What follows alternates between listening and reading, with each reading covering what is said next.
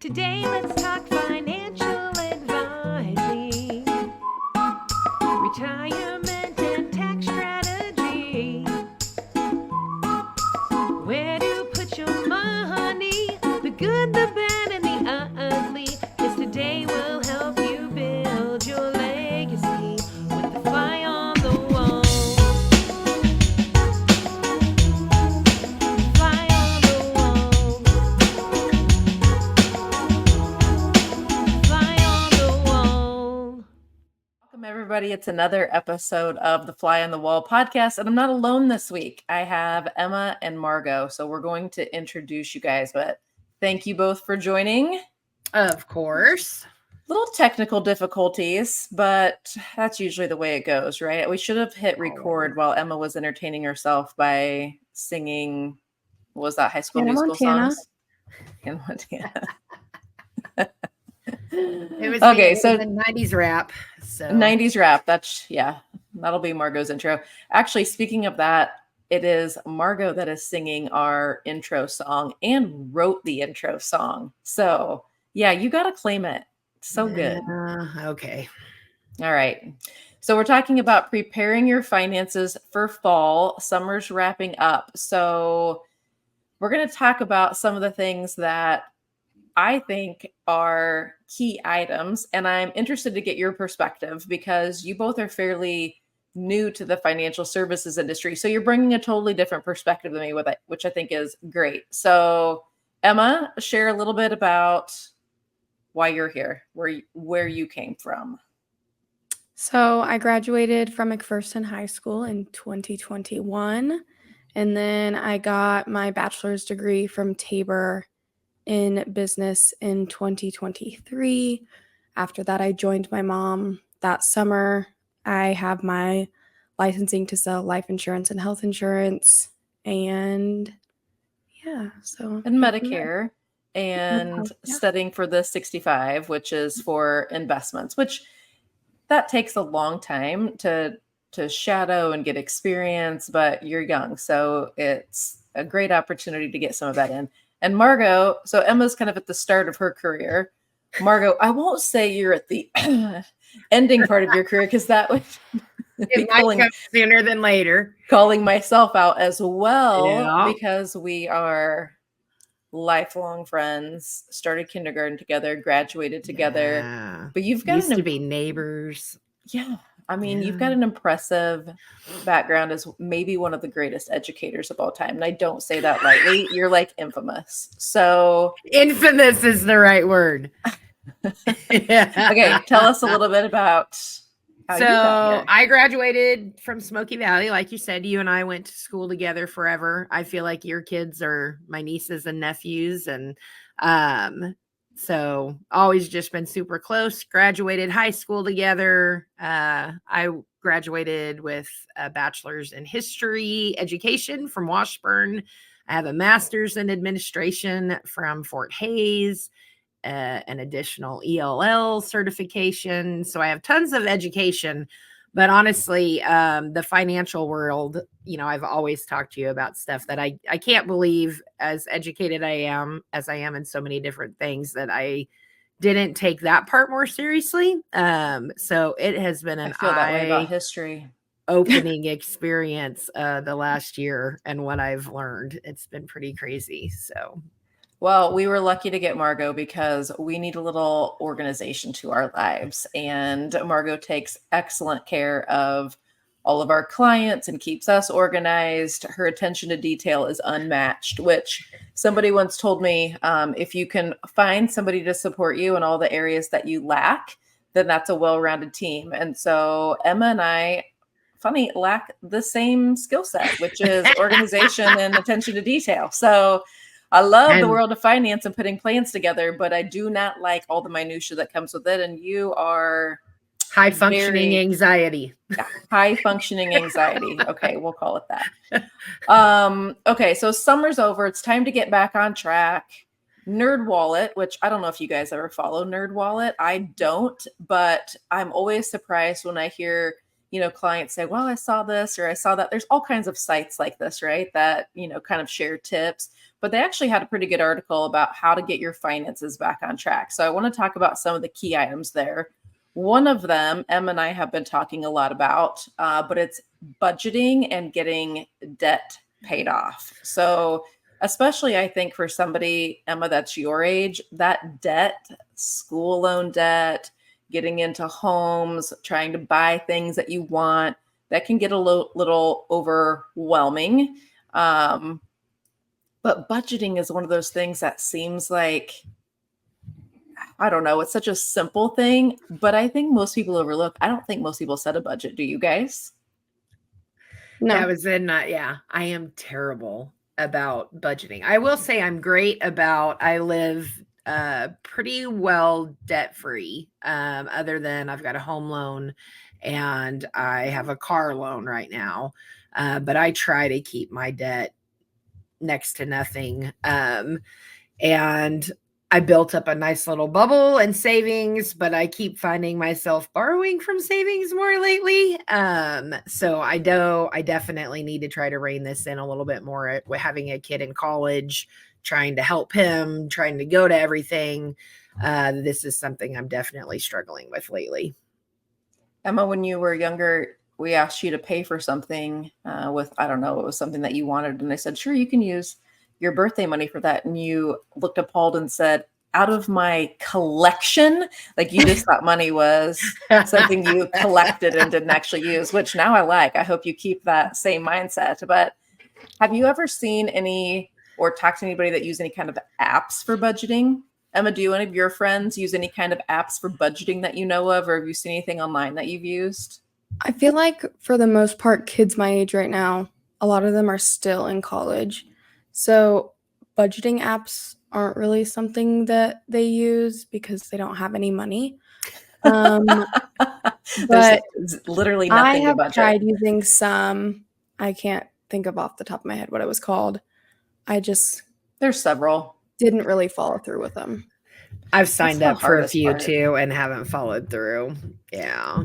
Ditto for me. I've tried several, mostly because I thought I'm going to try out a few and then be able to tell my clients, like, here's ones that I really liked or here's ones that I didn't. I think the hardest part of budgeting apps is you have to go in and enter like every expense. And it's like a food tracker. Who the hell wants to enter every single expense all the time? So we maybe stay on it for like a week and then we get off. So here's some tips that I would say. Most people have access to online banking, and most online banking is going to at least give you a breakdown of like categories, spending trends, give you some idea of where your money is going. If you can even just like handwrite or on an Excel spreadsheet, kind of track what your basic expenses are, which I think most people do. We know what our car payment is. We know what our house payment is. We know what our bills are. What takes us off track are pop-up expenses. And summer is a great example of that. We go on road trips. We're out late at ball games. We go out to eat more. Maybe we have tags that come due in the summer like we do. And so it's the pop-up expenses that we don't account for. And I think that's really hard for people to manage. And then they get off track. And then it's like, it's the snowball effect, right? Absolutely. So summer, the three of us, actually, we just took a trip to Spain. Two ladies in a Margot. Two ladies in a Margot. Two ladies in a Margot went to Europe. We could do a whole podcast episode on Margot stories from Europe. Maybe we will. Okay, so that's a great example of things that take us off track. Like if you rent a car and you don't know You get tickets. you don't know the Another rules country. or how to drive in another country. Or Or read the road sign. $350 and 400. No, 410 now. okay, so share what's 410. What are we up to? What happened? That would be 4 speeding tickets and 1 parking ticket from Spain and Gibraltar. We found out, I found out, and then I warned you when we got to Sure. Ireland that we better Thank be you. careful. Yeah, so That added some extra expense onto The speeding tickets, though, were like vacation. electronic tracking, right? It's not like you got pulled over. Yeah, I didn't It's get just pulled like over. it's just like videos, or it's tracking you. Yep, it's getting I'm getting pictures from all these places of the tag. They contact the car rental. The car rental. That's the other talk about an expense you didn't know about. I didn't even have to say, they just pulled it out of my credit Yeah. card. I mean, it was just like, hey, $140, $110. Yep. 100 the parking ticket I knew, because then I had to wait in Gibraltar for them to take the parking boot off for 60 pounds British money. So I knew that one was coming, but yeah, these other ones. What was funny is you said, guys, I think I messed up when we saw you. That car Yes. kept beeping at me. I think You something's Google it, happened. and you evidently they tell you if your car is beeping, you're in trouble. Yeah. So- All right. So pop-up expenses.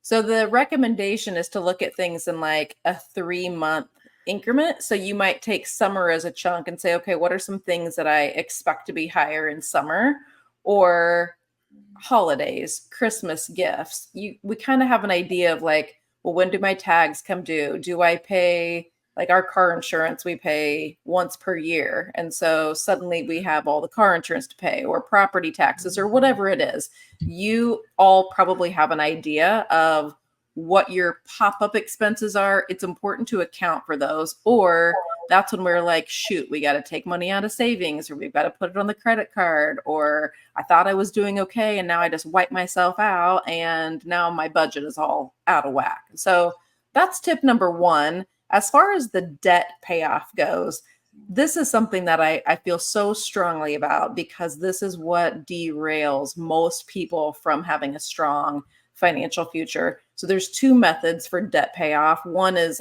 made very well known by Dave Ramsey. It's the snowball method, where you take the smallest amount first, pay that down, then move to the next largest amount.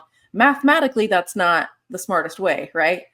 Because you're not taking into consideration any interest rates. But it's the mentality of, I've paid this one off and now I've paid this one off. And so it's something that Dave at least feels, and I'm sure there's what's the word I'm looking for? Stats and data to back this up. But he feels like you're more likely to stick with it if you have the reinforcement of I'm paying it off. The other way is the avalanche method, which to me makes more sense because that's high interest rates. For the last, 10 years, we may not have worried as much about interest rates because they were all so low. This may be more important now as we're seeing student loan debts at 8%, car loans at 9%. And so if we have high interest rate debt, my recommendation is typically, let's not ignore that. Let's take a look at it and let's get those paid off first. So one of the things we always look at. Yeah, you gave me that advice as well. I think when I was looking at the car, and I was like, oh, but should I do the house? And you were like, look at interest rates. Far too many people do overlook and think about the real cost of that. And Emma, you just did what? You did couches or something for your new house? I did couches for my new house. You made me very nervous that you were going to do credit cards, but we did 0% interest. I did. For 12 months? I financed it. It's 6, but I've had it less than a month and I'm already halfway done with the payments. So I feel like this is when we practice podcasts and you sat there and went, I'm on a podcast. This is me on a podcast. This is my podcast. You're so quiet and shy, which Margot and I know is not your regular personality. So yes, I just bought new couches that I love. They're my favorite thing in my entire house. Point I is, watch TV. The point is that using credit cards isn't always a bad thing. Like you get perks, you get reimbursements, you can get 0% interest. Where they become a bad thing is when you find yourself not paying them off each month, or you get out over your skis a little bit. And now I've racked up thousands of dollars of credit card debt and I'm getting dinged with a 20% plus interest rate. So it's not that just they're inherently bad. It's just people overuse them and they don't leverage using other people's money for no interest. You got to get it paid off. So in your situation, I said, yep, if you're going to pay it off before you're out of the 0% interest, it's a great deal. If you're not, then absolutely don't do that. So now's a good time to kind of recoup. Let's look at debts, look at interest rates, get your budget in place, get organized going into fall, especially before we get into kind of Christmas spending and some of that causes some extra expenses for most of us. That's been another thing I've disagreed with Dave Ramsey on, is the credit card thing. Because I put anything and everything I can on my credit card. My dad hates this as well, though, he was just because like, you get cash back, right? I've paid for so many vacations, Yeah. and I'm just ridiculously responsible. I know that's what got That's me the a key. 0% car loan, was I had great credit because Yep. I am always doing it that way. So I think there's definitely a place for them that people get scared of. Yep. You just have to be on your game. Agreed. And that's the key, is you're very responsible with it, right? It's not that Yeah. credit cards are bad. It's just how are you using them. So Right. second thing that was in this article was fall is usually when employers have open enrollment for their employee benefits. So this can get it can get a little overwhelming, right? If you have a lot of changes, Very a lot of much. options. What I find in talking to clients is they're just like, I don't know, I just made some selections because I didn't really know and we didn't have great advice. And so I just did something. But flex spending, HSAs, your 401k allocations, all of those. I mean, Margot, you probably have had experience here working for an employer for several years that has these options. How much help do you typically get with these things? None. It is the most anxiety causing. I hate benefit sign up every year. We changed insurance plans this year, and then it's like, do I go with the higher deductible, the lower deductible? Am I going to get sick this year? How much do I put in the flexible spending? Like for daycare, I at least knew. I don't know. Am I going to cut my finger off like I did the one year and there's $4,000 that I could have saved? Or I think it's crazy. Or are you going to lose it? Because a lot of this that flex you have to spending, you have to guess. use it. Yeah. Yeah, that's you use it or insane to lose me. it. Yeah. Give it back Well- to me and tax it. I don't know how that works, but that is crazy to me that you have to guess for the year what you're going to do. And if I you think don't most use it, people are it's just theirs. totally overwhelmed with that. I know we have like an AFLAC rep that would come in and talk to a lot of our employees, and some of that's overwhelming. Do I need a cancer policy? Do I think my kids are going to break their arms? Am I better off to do a different health insurance plan? And just having somebody to help you compare and contrast options. Emma, you probably see the same thing with open enrollment for Medicare, which is also in the fall. I mean, how many options are there? How confusing is Medicare for most people on what really works to their advantage and what doesn't? Yeah, there's a lot of different options going into the annual enrollment, which goes from October 15th to December 7th. But yeah, there's a lot of options on making changes to your plans. Do you like where you're at? Do you want to add an advantage plan? All that kind of stuff. And that can be confusing as well. I've seen a lot of healthcare people recently like, don't sign up for this. And I'm like, holy cow, Emma, you're going to have to take care of me when I'm older, because I know you know all the ins and outs. And they're aggressive. But I mean, it's a lot of content coming at you at once. And then you're like, I don't know. Is somebody telling me this because they're just shoving me down a path? Or is this really, did they evaluate my options? And I think that's really overwhelming to know. So a couple of key things here is have somebody in your life, a financial advisor or somebody that you trust, that I'll do that for you. Both of you, but somebody that you trust to help evaluate options. And that sometimes falls out of the norm of what people think your financial advisor should be helping with. But if it is a holistic fiduciary financial planner, you should be talking to them about everything in your financial life, your budgeting, your debt, your 401k allocations, comparing and contrasting health insurance plans. Like that is what they're there for, is to help you navigate all of these things. And too often, I think, some of these financial advisors, which I use the term in quotes because there's all different ways you can be an advisor. And it doesn't actually mean you're giving financial advice. It means you might be selling mutual funds or selling stocks and bonds. I talked about in the last episode, sources of advice. And that's where things get a little wonky with what can I talk to this person about? Because are they truly a holistic financial planner and advisor, or are they somebody that you've transacted investments with? That's confusing. But you should have somebody in your life to talk through this with. Also, any changes that have happened in your life. You've got to make sure your beneficiaries are up to date. There are so many horror stories with people just simply not paying attention to beneficiaries. That is just such an easy thing. And you might think, well, my will says this. Your named beneficiaries override everything that's on your will. It overrides everything. So if you're not double checking all of your accounts, that's an easy place to have things not go the way that you want, which is pretty scary. I'm sure we all have or know of people that have had some, crazy things happen there. Wow. I didn't realize that would override your will. That's crazy. Yep. Okay. Yep, they do. Taxes.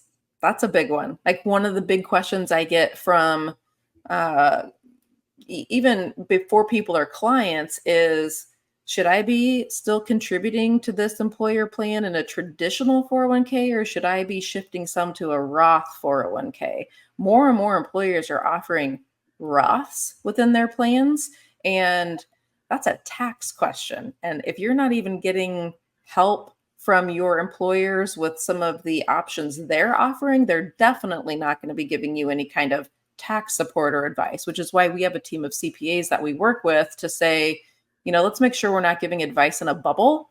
Let's look at this holistically. And as we get near the end of the year, what do we think your income looks like this year? What are your contributions? Are we right on the cusp where we need a deduction more than you need after-tax dollars growing tax-free? There's usually a balance in there somewhere, and somebody should be looking at that for you and giving you some recommendations so you can be intentional and aren't just winging it because you have no idea and it's overwhelming and you're just trying to make selections at the last minute, which stinks.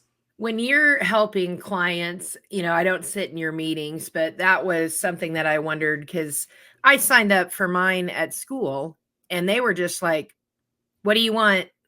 Yeah. I'm like, I don't know. You're the and they get the same amount you get. And I know what you do. All the times you're like, hey, we got to get this person out of there. We need to do this. We got to move this. And they were like, well, you pick. And I don't know. Do you find that a lot with the clients that you're taking over, that especially on employee plans? Because it's like, we're just farmed out to somebody. You're right. We have a 5-minute meeting with that person. They say, pick, check, check, check. And you don't ever talk to them again. Right. That's pretty normal with an employer plan. And part of that is when you're giving an investment advice, you have a fiduciary responsibility to act in that person's best interest. And employers are going to say, we're not taking on a fiduciary responsibility. You can't hang that on us. And so we're not giving any advice. We're simply, here are your selections. Whatever you decide is on you. That didn't come from us. So that is pretty normal. And that's why nobody wants the legal responsibility of making those recommendations. So you really need a fiduciary, independent, hopefully financial advisor to make those recommendations. And we can't actively manage your employer accounts, but we can certainly help you with, how do I make best recommendations here within the allocations that are available to you? We can analyze fees and performance and what kind of impact is the money manager actually having on the performance. We can analyze the diversification. Do you think you're diversified, but you just own the same things over and over again in multiple funds? And then ultimately, the tax consequences of, should it be a Roth? Should it be a traditional? How should I mix this up? So I think this is a great time of year, especially as we get towards the end of the year, to start thinking about those things, because although we can make IRA contributions up until tax time, we have to have Roth conversions and some of those items done before December 31st. So if we can start looking at now, ideally early fall, what does that look like? Then we have time to make some decisions or some changes if we want to. Yeah, that was probably the biggest eye-opening thing working starting to work for you, what I thought a financial advisor did just with my little experience with the people at work, to then watch, you're like, no, we need to be, you got to get in this, Margo, you got to do that. I'm just like, well, that would have been good to know 20 years ago that I'd have I'm a glad lot to more know that money. it didn't go the other way, where you thought financial advisors did a lot, and then you came to work for me and are like, actually, they don't do anything. So that's good. Good. I'm glad it went that way, not the other way around. No kidding. I am always interested to hear, like, what was the biggest eye opener? Like, there's so many, I think, different perspectives and misconceptions about this industry. So that is interesting. That was a big one for you. Emma, what do you think was the biggest surprise to you coming on board just in the financial services industry overall? Well, Mom, I think you opened, or Jamie, my bad, guys. You can call me opened Mom. It's fine. Let's not my be weird. Roth account for me when I was 16, I think. And my allowance was like $25 a month in there or something. And now I'm contributing my own money, but it's like when you're 16, even 20 years old, looking at how much money, if I continue to max that out, continue to put my money in that, I'm paying myself, the amount of money that interest or the compounded interest and the effect that it has. Yeah. Is crazy. And you just don't realize that. The time is on your side is such a big deal with compounding interest. Like, you can look at even a 30-year-old, which is very young, relatively speaking, to start putting money away. In fact, that's probably when most do it, right? Because we're finally out of college. Maybe we've got a job. We finally have a little bit of money. And now we start contributing, where if you would have done it just like 5 years sooner, the amount of money that you've had to put in, that you've had to contribute to get to the same like $1 million mark is incredibly depressing for those 30-year-olds. So if you're over 30, makes you want to vomit. Yeah, it does make you want to vomit. In fact, I'm sorry that I waited till you were 16. Like, I should have been on that earlier. Ashton gets the benefit as the youngest of, I think he had one set up when he was like 8. So while we're on that topic, for anybody listening, we're kind of going down a rabbit hole here, but I think it's important and we can come back to this. But if you have earned income, lawn mowing, babysitting, dog walking, it can literally be anything. They don't have to file a tax return. If they have any kind of earned income, they can have a Roth. If you are a business owner, like we are, even better, I can pay my kids to go paint rentals or mow yards or whatever. It's a tax deduction for me as the business owner, and they get to contribute to their Roth. So we should probably do another episode on that. Yeah, because I thought you had to be 16. So Margo, as the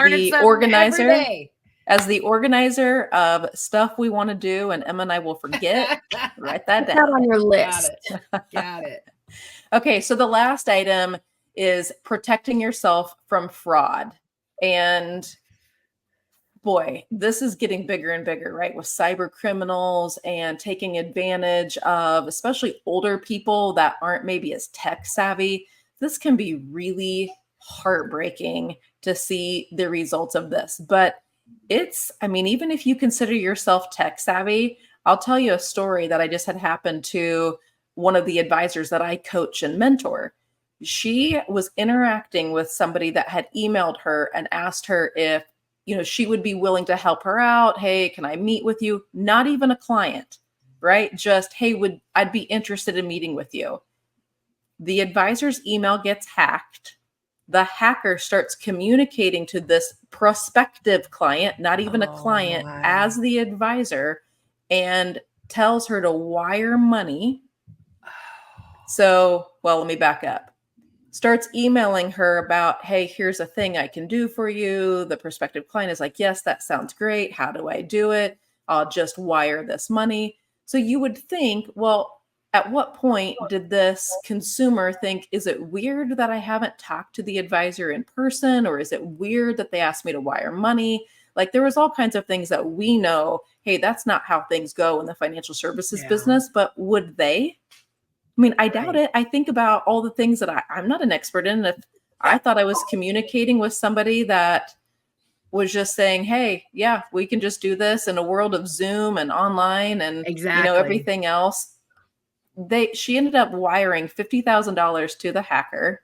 Luckily, it stayed at the same bank and the bank flagged it. Like they got it at the account and then the hackers couldn't get it out of that account. But I was just blown away. I thought, I'm so surprised that somebody was so willing to just wire this money without even having a conversation with the advisor, just emails. So a couple of things, obviously, emails can be hacked. Make sure you're face to face or you're having a conversation or you're on Zoom or you know that you're communicating with the right person. Two-factor authentications are annoying as all get out. But you have to. You have to.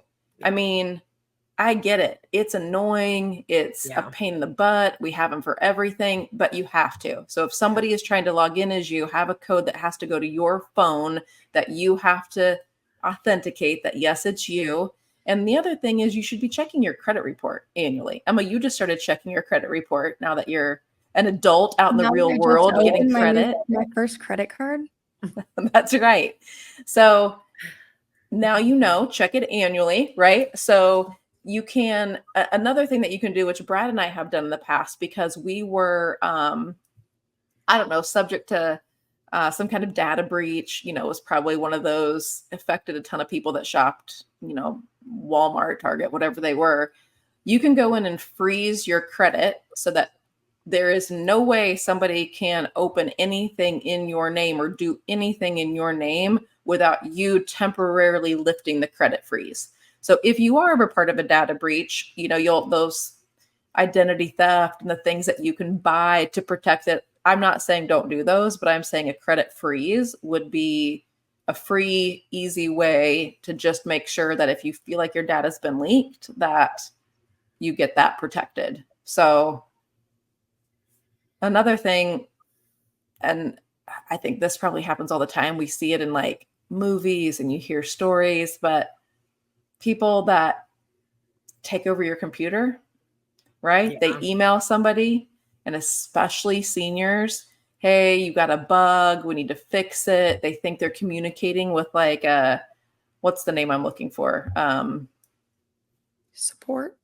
Yeah, support, like tech support, or I don't know. I'm not thinking of the company, but they think they're talking to somebody that's going to like get their computer up and running. Brad had one time where his phone shut down, and I can't remember what happened, but it was like, you have to click this link to get your phone unlocked. And we were like, don't click the link. Whatever you do, we'll figure something out, but don't click the link. So always be, I guess, aware if something seems suspicious or seems odd. The last thing you want to do is click on an unknown link. It is crazy, though, how good they make things look. Because I have a number of older people that I help with their technology, and they'll tell me over the phone, well, I think I gave my credit card to say, it's like, don't ever do that. And then when I go look at it, though, it looked like Amazon asked you for your credit card. So I get it. But yeah, hyper vigilant. And the two-factor authentication is so important. Yeah. All the Facebook hacks. My Facebook got hacked and I had added Facebook Pay. Yeah. And I was like, man, that gives access to my bank account. So two-factor authentication is huge. Yep. Agreed. We've got some great resources. If you're listening and you're like, I really want to get more into this or be more aware of how cyber criminals work or some steps that I can put in place, we have some great information that we can share. Schwab is very proactive in helping educate consumers about cyber criminal activity and how to protect your account. So certainly something that we can provide some additional information on. But I think if we take a broad look then at, okay, what's my checklist of things to do for fall? Get a budget in place. Think about your next 3 months. Let's get a plan for debt paid off. Help with your open enrollment info, all those things that feel overwhelming. And then this is a good time of year to just remember, hey, once a year, I need to be checking my annual credit report and make sure that there's nothing that looks wonky or fraudulent or somebody opened this account out there in my name and I didn't even know it. That's the benefit of checking the annual report. So do you think the annual report is better to do before or like after Christmas, especially? Oh, that's a good point. Christmas brings out a lot of fraud in and of itself with just Yeah. credit cards. So it could be something that you earmark for after the first of the year if you just want to double Yeah. check.